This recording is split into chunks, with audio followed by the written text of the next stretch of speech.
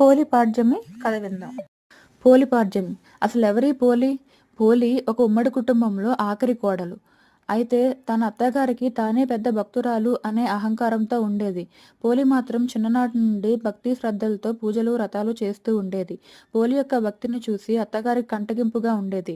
కార్తీక మాసంలో మిగతా కోడలను తీసుకొని నదీ స్నానానికి వెళ్ళి అక్కడ దీపం వెలిగిస్తూ ఉండేది. పోలికి అవకాశం లేకుండా ఇంట్లో పనులన్నీ అప్పగించి దీప సామగ్రి అంతా పట్టుకొని వెళ్ళిపోతూ ఉండేది.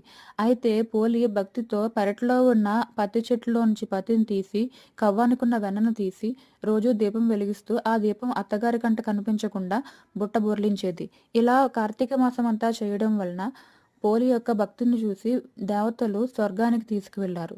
అది చూసిన అత్తగారు, కోడళ్ళు ఎంత ప్రయత్నించినా కూడా వాళ్ళకి ఆ స్వర్గప్రాప్తి అయితే కలగలేదు. దీన్ని బట్టి మనకు తెలుస్తుంది ఏంటంటే పూజలు, వ్రతాలకి కావాల్సింది ఆర్భాటాలు కాదు, భక్తి